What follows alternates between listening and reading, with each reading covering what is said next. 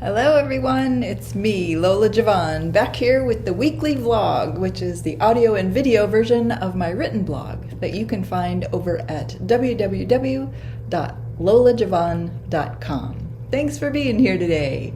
It's a very special day. It is the penultimate day. If you're watching this on a Monday, this is the day before the official release of Monstrous, the book that I've been working on for the last 18 months or so, and I am so excited. I'm having a little bit of a surreal moment. I mean, is it here already? It seemed like it was never going to come. Today, though, instead of talking about the writing of the book or any of those things, I'm going to talk a little bit about the art. There are over 60 pieces of art in the book, oil paintings and pen and ink drawings.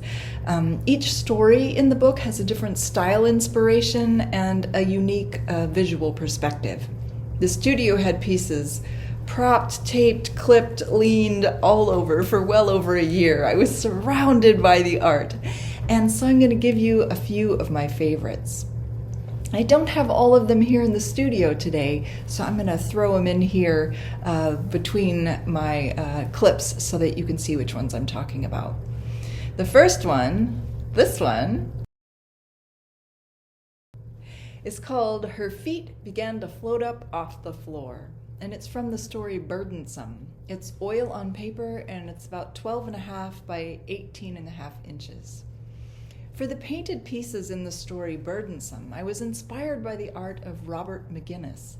I don't know if you're familiar with him, but there'll be a link in the blog, and I can put one in the comments below as well. His book covers, his movie posters, the magazine pages, his ultra-feminine females, saturated colors, and the way his art evokes a certain time from the past in our culture.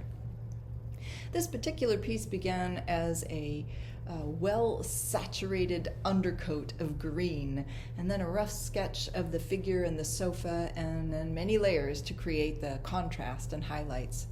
I resisted the urge to overly define the details.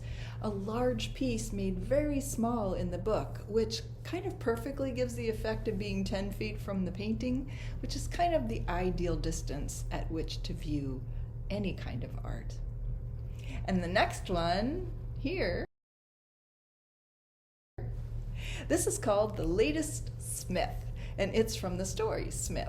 It's pen and ink on Yupo, and it's about 7 by 10 inches with a wide border for framing. In this story, I focused primarily on a very high contrast graphic novel style of pen and ink drawings on Yupo. The broad strokes, the gestures, the stark black and white of these images gave me so much satisfaction that I continue to use this style in my pen and ink work today. The odd angles, wonky borders, scribbles, and suggestions of this style always make me grin. And the third piece I want to talk about today is this one.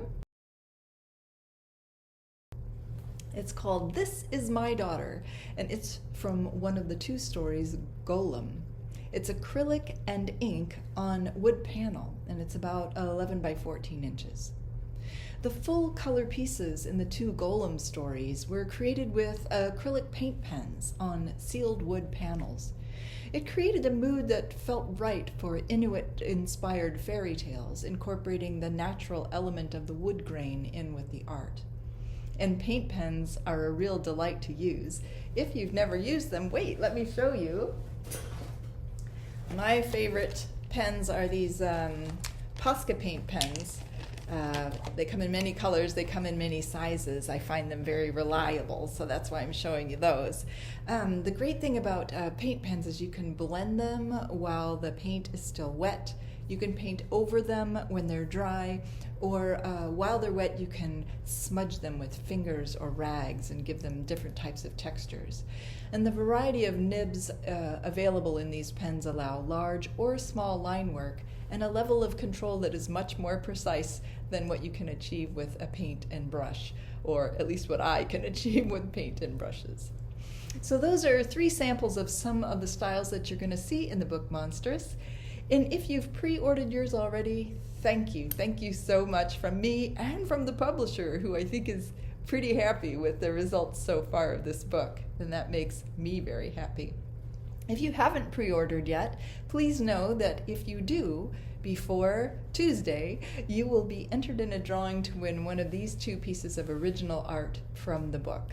So 2 people are going home with some original art. And if you don't win, you still get the book, which has these pieces in it, just much smaller. So if you stay tuned to the end of the video, I will show you all of these pieces again and give you a link to pre-order Monstrous. And once again, I want to say thanks for being here and spending a little time with me this week, and I'll see you next week. You should make sure you subscribe though over at www.lolajavon.com so you'll never miss a bit of malarkey or monsters. Bye bye.